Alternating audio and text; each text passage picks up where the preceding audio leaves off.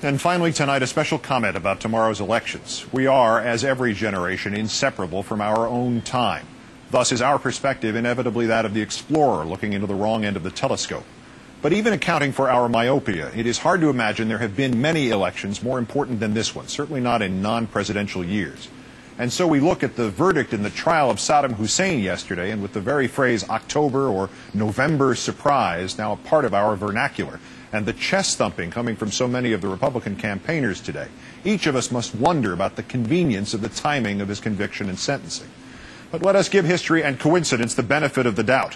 Let's say it just happened that way, and for a moment not look into the wrong end of the telescope. Let's perceive instead the bigger picture. Saddam Hussein found guilty in an Iraqi court. Who can argue against that?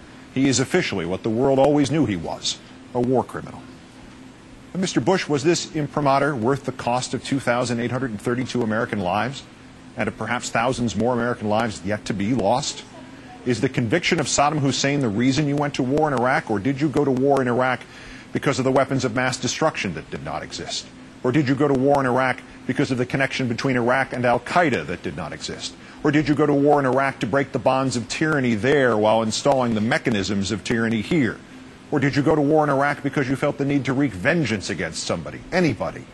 Or did you go to war in Iraq to contain a rogue state, which months earlier your own administration had declared had been fully contained by the sanctions? Or did you go to war in Iraq to keep gas prices down? How startling it was, sir, to hear you introduce oil to your own stump speeches over the weekend.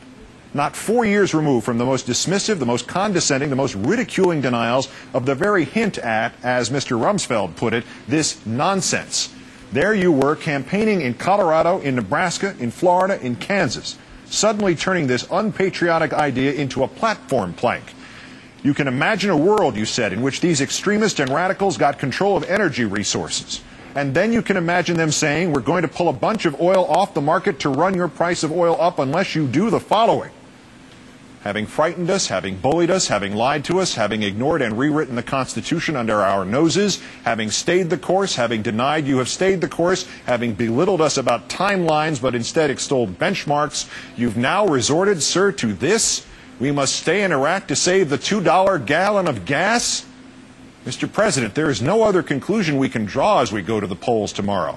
Sir, you have been making this up as you went along. This country was founded to prevent anybody from making it up as they went along. Those vaunted founding fathers of ours have been so quoted up that they appear as if marble statues, like the chiseled guards of China or the faces on Mount Rushmore, but in fact they were practical people, and the thing they obviously feared most was a government of men and not laws. They provided the checks and balances for a reason. No one man could run the government the way he alone saw fit unless he, at the least, took into consideration what those he governed saw. The House of Representatives would be the people's eyes. A Senate would be the corrective force on that House. An executive would do the work and hold the Constitution to his chest, like his child. And a Supreme Court would oversee it all. Checks and balances. Where did all that go, Mr. Bush? And what price did we pay because we have let it go? Saddam Hussein will get out of Iraq the same way 2,832 Americans have, and maybe thousands more. He'll get out faster than we will. And if nothing changes tomorrow, you, sir, will be out of the White House long before the rest of us can say we are out of Iraq.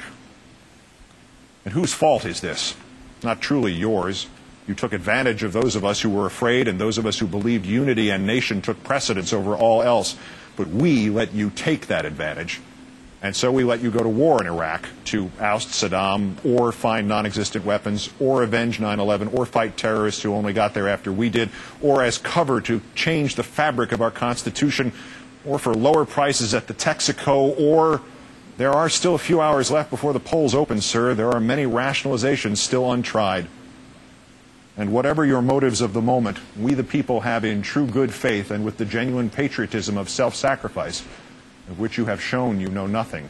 We have let you go on, making it up as you went along, unchecked and unbalanced. Vote. I'm Keith Olbermann. Good night and good luck. Joe Scarborough's next.